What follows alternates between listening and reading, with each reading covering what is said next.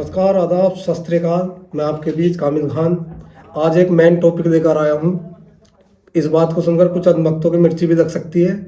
वो टॉपिक है कि बांग्लादेश के आईपीएल खिलाड़ी मुस्तफिजुर रहमान को रिलीज कर दिया गया है, यानी कि केकेआर टीम पर बीसीसीआई द्वारा दबाव बनाया गया कि बांग्लादेश खिलाड़ी को निकाल दिया जाए।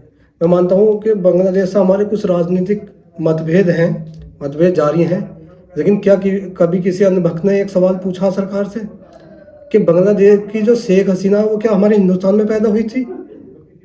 क्या शेख हसीना बांग्लादेशी नहीं है? शेख हसीना अवैध रूप से हिंदुस्तान में नहीं रह रही है, उसे क्यों गोद में बैठा कर रख रखा है? उसे भी बांग्लादेश में डाल दिया जाए, चाहे उसके साथ कुछ भी असर हो। भाई, हमने कोई ठेका नहीं रखा बांग्लादेशियों का। अगर आप एक खिलाड़ी को निकाल सकते हो तो हर बांग्लादेशी को देश से बाहर निकालना चाहिए। सरकार की एक ये प्राथमिकता होनी चाहिए, कोई भी बांग्लादेशी ना रहे। दूसरी चीज़, अभी अंबानी की टीम थी मुंबई अमीरात, उसमें एक खिलाड़ी खेले साकिब अल हसन, क्या वो बांग्लादेशी नहीं है? या केवल शाहरुख खान को मुस्लिम होने की वजह से बार बार टारगेट किया जाता? कि शाहरुख खान के एहसान आप भुला नहीं पाओगे, इतने एहसान है शाहरुख खान के। शाहरुख खान के चैरिटी चलते हैं, वो इतनी मदद हिंदुस्तानी को करते हैं। अभी 1500 गाँव, जब बाढ़ आई थी पंजाब में तो 1500 गाँव उसने गोद दिए थे।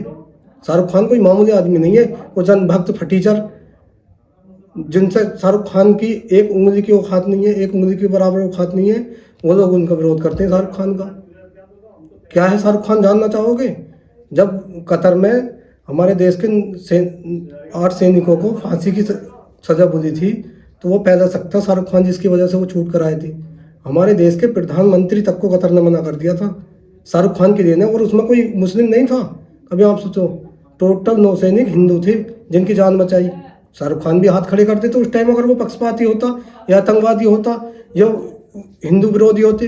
शाहरुख खान ने आज तक कभी भी हिंदू मुस्लिम का कोई एक स्पीच, अगर आप लोग दिखा दो, कोई भी एक स्पीच उसकी गलत नहीं है शाहरुख खान की। वो हमारे देश का हीरो है, स्टार है, और हमेशा अच्छे कार्य करते हैं। फिर भी आप उसे टारगेट करते हो, शाहरुख खान को टारगेट करते हो, उसे हिंदू विरोधी बताते हो, उसे देशद्रोही बताते हो। क्या यही रह गया हमारे देश में? हिंदू मुस्लिम का अलावा बेरोजगारी, महंगाई, और कोई मुद्दा नहीं है। केवल शाहरुख खान को टारगेट करो, मुस्लिम को टारगेट करो, यही मुद्दा रह गया बस। और अगर मान लो अदर कोई अगर बांग्लादेशी को अपने घर में रखे तो वो सही है, बीजेपी वाले कोई घर में रखे वो सही है, लेकिन अगर कोई मुस्लिम किसी खिलाड़ी को खिलाने लगे तो वो गलत है। क्या ये आइडियोलॉजी सबके लिए एक समान विचारधारा हमारे मन में होनी चाहिए। अगर बांग्लादेश को नहीं रखना तो किसी को नहीं, सबको बाहर फेंको। दूसरी चीज, शाहरुख खान हमारे देश का हिंदुस्तानी मुस्लिम है और शेख हसीना बांग्लादेशी मुस्लिम है, वो रह रही। और जो हमारे देश में पैदा हुआ, हमारे देश का स्टार है, जिसने हमारे देश के लिए जान बचाई, जो चैरिटी चलाता है, लोगों की मदद करता है, पंजाब के 1500 गाँवों को गोद लिया, आप उसे आतंकवादी, देशद्रोही। और शेख हसीना को, क्या शेख हसीना देशभक्त है जो हमारे देश में रुकी हुई है? आप लोगों के थोड़े बहुत जहन में थोड़ी बहुत अकल है नहीं है?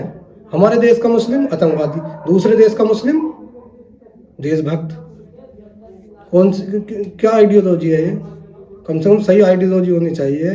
हमारे देश का जो नागरिक है वो हमारे देशवासी है, उसके बारे में सोच समझ कर। अब कितने 4-5 लोग जो जहर घोलते हैं हमेशा, जैसे देवकी नंदन ठाकुर, एक साधु संत, 2-4 साधु संत जहर घोलते, 2-3 विधायक हैं वो जहर घोलते हैं, और उनके जहर घोलने से ही सारी पब्लिक उन्हें वो बोलने लगती, देशद्रोही बोलने लगती। शाहरुख खान का एक काम अगर आप गिना दो देशद्रोही का, तो मैं आपकी पूरी जीवन गुलामी करने के लिए तैयार हूँ, अगर उसने एक काम भी देशद्रोही का करा हो। हमेशा देशभक्त है वो, देशभक्त था, हमारे देश का नागरिक है और हमारे देश के लिए काम करा है। जय हिंद, जय भारत।